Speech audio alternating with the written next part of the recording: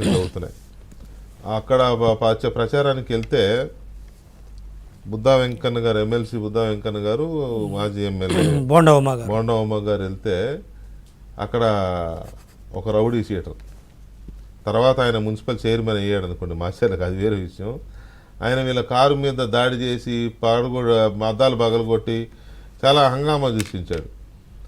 అప్పుడు మాచర్ల ఇదే ఎమ్మెల్యే పిన్నెల్లి రామకృష్ణ గారు వేలంపాడు పెట్టాడంట. వీళ్ళిద్దరిని కొట్టిన వాడిని చైర్మన్ చేస్తాను అని వేలంపాడు పెట్టాడంట. అందుకని ఇతను నేను చేస్తానని చెప్పి కొట్టి మరీ పదవి కొట్టాడు. సో దీన్ని ఎక్స్ప్లెయిన్ చేయడానికి మనతో బుద్ధా వెంకన్న గారు లైన్లో ఉన్నారు. ఒకసారి ఆయనతో మాట్లాడదాం. వెంకన్న గారు నమస్తే. సార్ నమస్కారం సార్. వెంకటకృష్ణ గారు ఏంటి మాచర్ల సార్? ముందుగా అంటే మేమంటే రాజకీయ పార్టీలు మా సిద్ధాంతాల కోసం మేము పోరాడాము. ఏబిఎం రాధాకృష్ణ గారు కానీ, మీరు కానీ, వెంకటకృష్ణ గారు కానీ 5 సంవత్సరాల ఈ ప్రభుత్వం చేసే అరాచకాన్ని ప్రజలకి కళ్ళకి కట్టినట్టు చూపించినందుకు మీకు ధన్యవాదాలు. ఎందుకంటే మీరు చూపించినందుకు మీ మీద కూడా సోషల్ మీడియాలో అనేక రకమైన అభినందనలు వేసిన తట్టుకొని మీరు చేసినందుకు, ప్రజల తరపున నిలబడినందుకు మీకు ధన్యవాదాలు తెలుపుతున్నాం. మీరు అడగండి సార్. సార్ ఆ రోజు ఏమైనా సార్ మేము ప్రచారానికి కాదు వెళ్ళింది, తెలుగుదేశం పార్టీ వాళ్ళని నామినేషన్ వేయకుండా అడ్డుకుంటున్నారు. అవును, మేము నామినేషన్ వేయించే అంత దూరం కూడా కాదు. యాక్చువల్ గా మీకు ఉన్నది ఉన్నట్టు చెప్తున్నాం.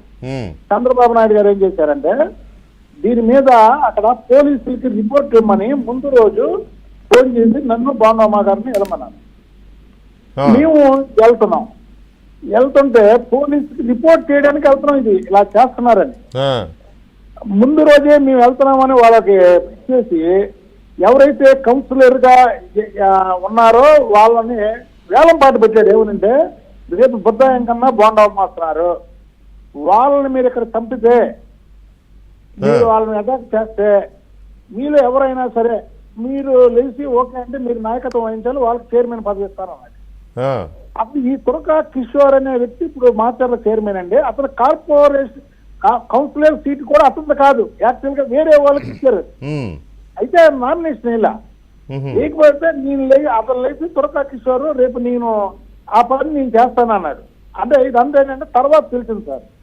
సార్ నేను బాగుండమ్మా మామూలుగా ఆయన కారు నా కారే వేసుకొని వెళ్ళామండి. వెనక లాయర్ కారు ఒకటి ఇది అది ఇవ్వడానికి, ఇది పోలీస్ కంప్లైంట్ ఇవ్వడానికి.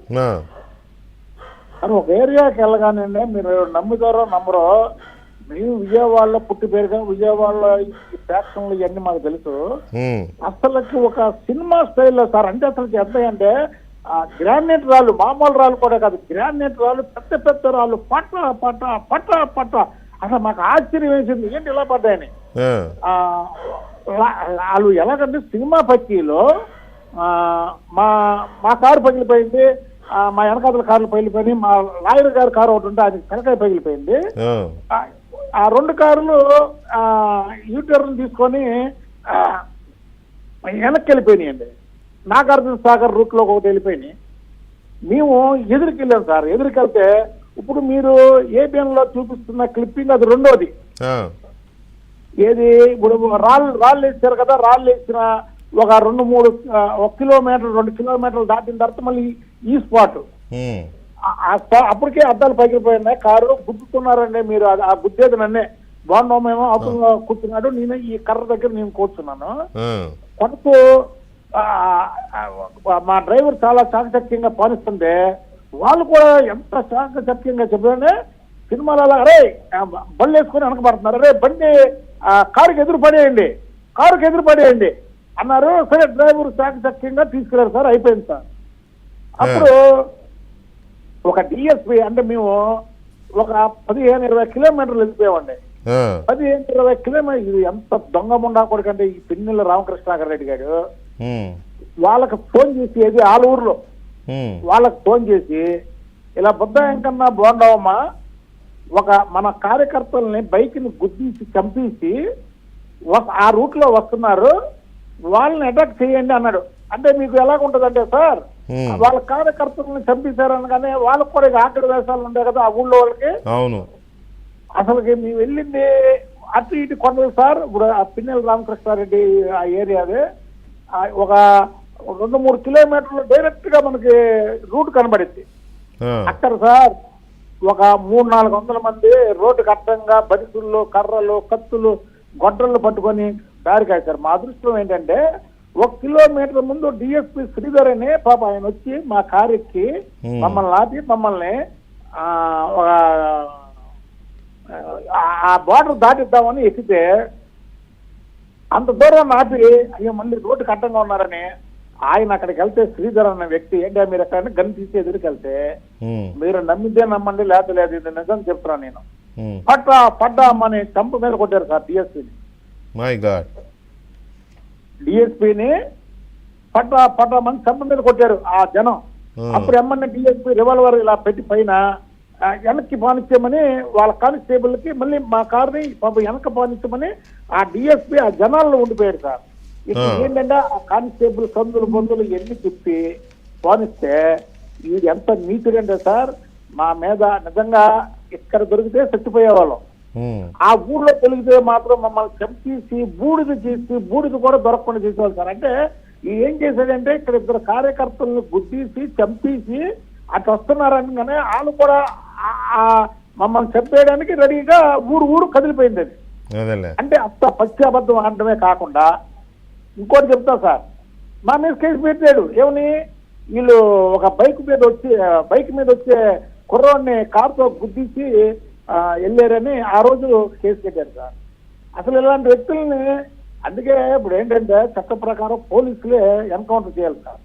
ఇది దొంగల్ని వీళ్ళని కాదు చేసేది, ఇది దొంగల కంటే బందిపోట్ల కంటే రౌడీల కంటే అసలు పిన్నెల్లి రామకృష్ణారెడ్డి అంత దుర్మార్గుడు మన రాష్ట్రంలో కాదు సార్, మీకు ఎక్కడ ఉండడు సార్. వాడు చూడండి, మీరు 3 చోట్ల మాకు స్పాట్ పెట్టి చంపేయడానికి చూశాడంటే ఇప్పుడు ఇంకోటి సార్, ఆ శ్రీధర్ అనే డిఎస్పీ ఒకసారి మీరు చెక్ చేసుకోండి. మళ్ళీ ఇప్పుడు మీరు ఇది అయిపోయిన తర్వాత అప్పటి నుంచి మమ్మల్ని రక్షించినందుకు అతను VR లో పెట్టారండి. మమ్మల్ని రక్షించినందుకు అదేలే అతనికి పోస్టింగ్ ఇవ్వకుండా వేధించడమే ఒక రకంగా. రక్షించినందుకు VR లో పెట్టారు. ఎవరన్నా రక్షించినందుకు పోలీసులు. మీకేం రిపోర్ట్స్ ఉన్నాయి ఈసారి మాచర్ల మీద పిన్నెల్లి గెలుస్తాడా, బ్రహ్మారెడ్డి గారు గెలుస్తాడా?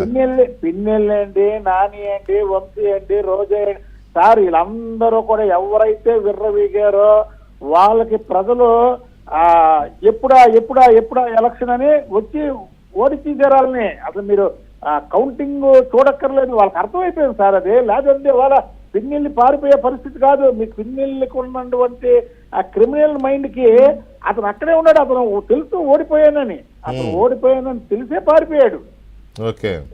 కానీ సార్ ఇలాంటి వాళ్ళు మాత్రం మీరు మీడియా ద్వారా కూడా పోలీసులను హెచ్చరించాలండి. ఎందుకంటే 2 రోజులు షూట్ చేసినా తప్పులేదు. అందుకేగా నాటకాలు ఆడుతున్నారా అని పెట్టింది. అవును సార్, థ్యాంక్ యూ అండి. ఇప్పుడు మేము వెంకటకృష్ణ గారు అంటే మీరు ఛానల్ తరఫు నేను లైన్లోకి వచ్చా. మేమంటే ఏదో రాజకీయ పార్టీలు మేము పోరాటాలు చేస్తుంటాము, చెందుతుంటాం. మాకు చంద్రబాబు నాయుడు గారు అంటే దైవంతో సమానం. మీరు రాధాకృష్ణ గారు మీరు ఎంతో జీవితాన్ని లాసిపోయినా మీ మీద మీ కుటుంబాల మీద వాళ్ళ అపనిందలు వేసి సోషల్ మీడియాలో పోస్టులు పెట్టినా మీరంత ధైర్యంగా ఉన్నందుకు నిజంగా మీకు ధన్యవాదాలండి. థ్యాంక్ యూ వెంకన్న గారు, thank you very much. Right, GV Reddy గారు, ఇప్పుడు అసలు విషయానికి వస్తే ఈ మొత్తం ఇంత జరిగింది కదా, దీని ఇంపాక్ట్ ఇంకెక్కువ ఉండేలా ఉంది. దీని ఇంపాక్ట్ ఇప్పుడే పోదు. అది జరిగిందో లేదో ఇప్పుడే కింద బ్రేకింగ్ చూశాను నేను. కుప్పంలో కౌన్సిలర్ని కొట్టారు. కుప్పంలో కౌన్సిలర్ మీద రాళ్ల దాడి జరిగిందని ఇప్పుడే వస్తుంది. ఇది కాకుండా ఇలాంటి ఇంకెన్ని జరిగినాయో వీడియోస్ బయటికి రాలేదు. ఇంకా పిన్నెలు వచ్చింది కాబట్టి మనకు తెలుస్తుంది, కానీ ఇంకెన్ని రావాల్సి ఉన్నాయో ఎందుకు రాలేదో ఏంటి తెలియదు. సో ఇది ఎక్కడో ఎలక్షన్ కమిషన్ కొంత ఉదాసీనత, కొంత నిర్లిప్తత. అంటే నేనేదో CEO గారు చేశారు